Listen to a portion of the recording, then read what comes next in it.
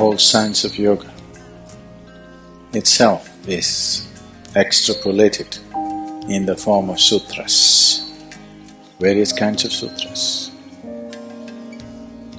Over 200 sutras makes the whole body of yogic knowledge. So when they say sutra, in that context, they're talking about just the basic. When the Yoga Sutras, when we say Yoga Sutras, when Patanjali kind of assimilated Yoga Sutras, sutra means a thread. He gave only the thread. He left the responsibility, the mastery and the artistry of making the garland to each master. The sutra is same, the thread is same, but what kind of garland you make out of it is different. There can never be a garland without the thread, but nobody ever wears a garland for the sake of the thread.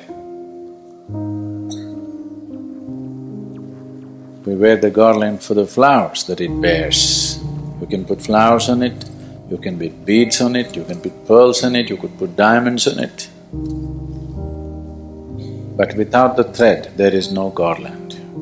But you never wear the garland for the sake of the thread. Thread is vital, but that's not it is not a purpose by itself, it's not a goal by itself. So, we found many other ways to use the thread. You have heard of Mangalsutra? You tied one?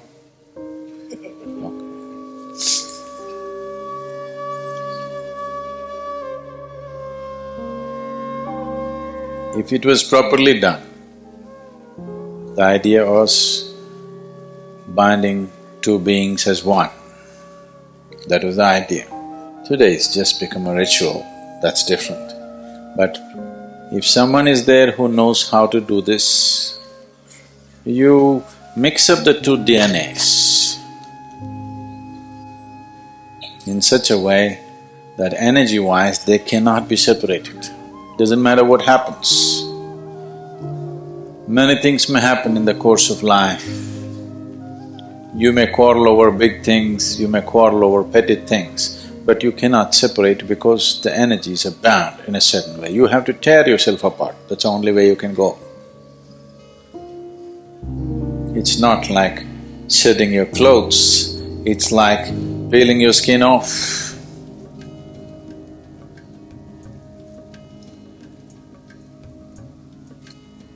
Now, abayasutra is not made to bind you.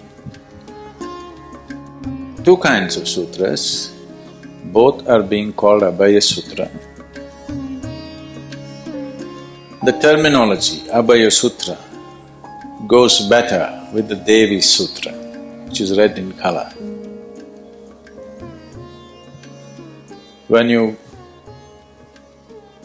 get the sutra for the Panchabhuta Aradhana, which is connected to the Dhyana Linga,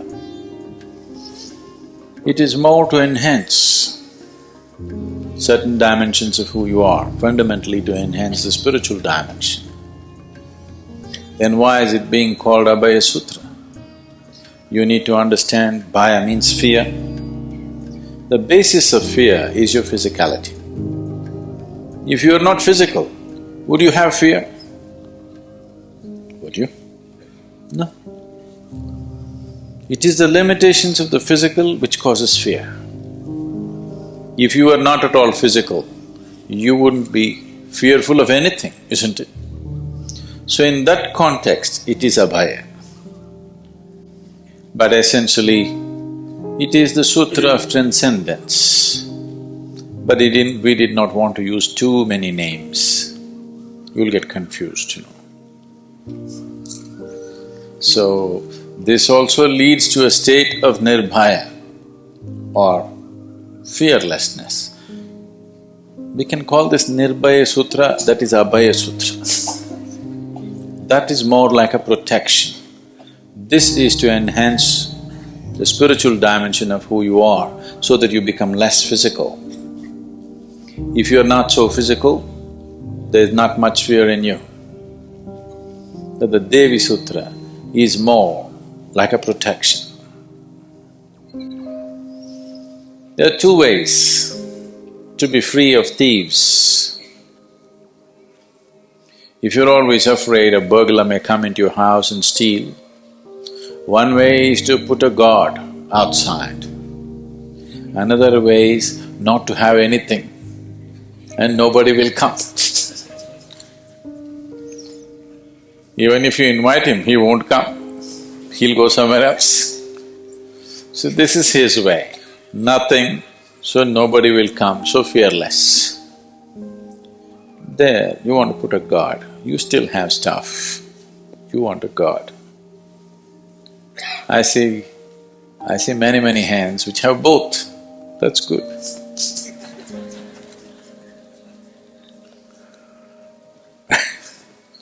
So how to dispose it?